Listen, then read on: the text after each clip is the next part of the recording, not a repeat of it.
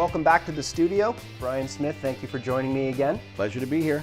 I have some more questions. As you know, we were out in the community and we were talking to some folks. Some people weren't comfortable asking on camera, so I said that I would ask for them. Now, it's regarding the possibility that maybe there's a morale issue at Town Hall. I know there's been a few people that have left, maybe even one or two that have retired. Can we talk about that? And is there a morale issue at Town Hall? Yeah, you know what? It's a great question, and I've heard it myself several times over the last couple of months, and I think it's being spouted out there on Facebook and by some people that you know, we're really in rough shape. The town are afraid for their jobs and they're leaving by the dozens and so on and so forth. Let me be very clear. When we look at the town and our staff, we have several departments in different buildings. Not everyone works at Town Hall, if you will. So I can tell you this. I can tell you that I believe the staff morale at Public Works, which is probably our largest department by far, I think the morale is higher right now in that department than it's been in many years. Our fire department, our firefighters are second to none in this community. They do a wonderful job keeping us safe. And this council, as you know, hired 5 new firefighters to be a part of that team to ensure that our firefighters were working in safe conditions and not working alone in the middle of the night.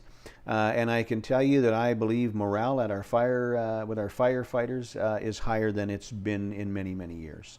You know, I'll never forget when I was told by a very reliable source that our fire chief in the last term of council, first year, came and asked for more staff, and it was made very clear to the fire chief back then, you know, if you ask for staff again, you know, you best be careful and watch your job. You won't ever hear that out of this council, I can guarantee you that, and I don't think you'll ever hear it out of future councils. That creates a morale issue. People having to work alone, especially first responders, who have to be able to get up and go quickly in the middle of the night when someone is in need of help. To have to do that on their own is ridiculous, in my opinion. And how we got away with it for so many years is beyond me. I can tell you in my business, we wouldn't dare have someone work overnight alone or at any time alone. You just wouldn't do that. What if that firefighter had a heart attack? What if that firefighter was rushing to the truck to get going, slipped and fell? So I believe morale there is very high, and I think it shows. It shows in our firefighters. They're out in our community all the time. They're volunteering their time. They're doing great things. And the same shows, I think, in our public works. I think you'll see those folks out and about taking great pride in the job they do. Our parks are looking great. Our streets are looking great. Snow removal is a tough business, but they get out there and they get it done. Mm-hmm. At Town Hall, if you will, I don't see any staff morale issues. I am in that building every day. I speak to most of the staff there on a regular basis. Everyone is pleasant. Everyone seems happy. I can tell you that I hear people laughing and joking and working hard, but enjoying what they do. Have we had some people leave? Absolutely we have. And some of those people have left on their own accord, and some of those people have left on not on their own accord. And I won't get into the details as to who and why people have left, but what I can tell you is several people have left because they've retired. We, like any other organization, many corporations and towns and cities have a lot of folks that have been around quite some time and are retiring, and we've lost some really good quality folks to retirement. We're about to lose another one from Parks and Rec very soon, who has got about 37 years, I believe, in long-term employee, and has said, you know what, it's time for me. Our Chief Administrative Officer, George Vaudebancourt, he just retired, and I can tell you when I first became mayor, one of my first conversations with George was, George, what are your plans long-term? As the mayor, I want to know how long you're going to be around. And he told me then that he would give me 6 months either prior to or after a new council came into office, and stayed to his word. 6 months prior to December, when the new council be sworn in, he decided, after speaking with his family, you know what, it's time. And why do people retire? Why do people move on? They make life choices. George, I think, is almost 30, 35 years in municipal government, and decided to move on. We just had an announcement yesterday that one of our great staff who works with our youth center has decided to start her own business. Wow. And will be moving on. People go make changes for a reason. I'd also like to talk to something that I've heard several times. My opponent has said, you know, this council's been through 5 clerks. And she's partly right. We've had 5 clerks, but it's not like we're whipping them to death. Let me start by the very first clerk. Shortly after this council came into play, our first clerk and the manager of planning left. And I won't discuss why, but a decision was made and they left. And we then went out and we promoted someone in planning to manager of planning. We made some changes in the staff over there and who the reports are. And we also hired another clerk. And that clerk was with us about a year. And for whatever reasons, it just didn't work out very well. And then we had an interim clerk. And she was a very bright lady. Her name was Laura Lee, and she was retired. And so we reached out to her to come out of retirement, as often you will see in the municipal world, to just get us through a time frame until we could interview and hire another clerk. And Laura Lee graciously came out and helped us, and she was great. Her experience was just phenomenal, and her attitude was amazing. And once we hired our third clerk, then Laura Lee, of course, away she went into retirement again, and we hired our third clerk. And that clerk is now the deputy clerk at the county. And don't take my word for it. You know, reach out to her, Andrea Fay, and ask her. And she made that decision. She was very clear on why she made the decision. It wasn't an easy decision for her to make. But she now works at the county. She works some less hours. She doesn't have to work any evenings. She can start a little later in the morning and often can be home a little earlier in the afternoon.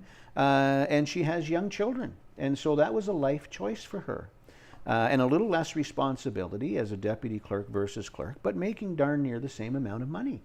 I don't hold that against her. I support her wholeheartedly and wish her all the best. Unfortunately, I get to see her smiling face every 2 weeks at County Council, and so it's like she's never left to me. And then, of course, because she decided to make a life choice, we went out and we hired Dina Lundy, who is our current clerk, who comes to us with a great vast of knowledge and experience as a clerk, has been the clerk for several years at other communities as well. And she's absolutely excellent and is doing a great job. Has municipal election experience and is doing a great job at getting us through this election. So I am confident that Dina will probably be around for a long, long time. Unless she decides and makes a life choice to move on. People make choices in their life, and who am I or anyone else to say good or bad? It's their life, it's their choice. We have great, great staff in this community who work hard and are dedicated, from our department heads right down to the very front line people at the bottom of the totem pole. And I think we do a great job at hiring, and I think not every hire works out. You know, we've had people who have left to start their own business, got right out of the municipal world. We've had people who retired, and we've had people who have left for other reasons. But no different than any other corporation or organization, people come and go. And I would say that the folks of Wasaga Beach can expect that more people will be leaving in the not too distant future, the next year, 2, 3 years, because we have quite a few staff that have been with this town for many, many years. We've got some people that are at 40 years. They're going to retire. You know, I always, when I talk to people about this, I always use the OPP as an example.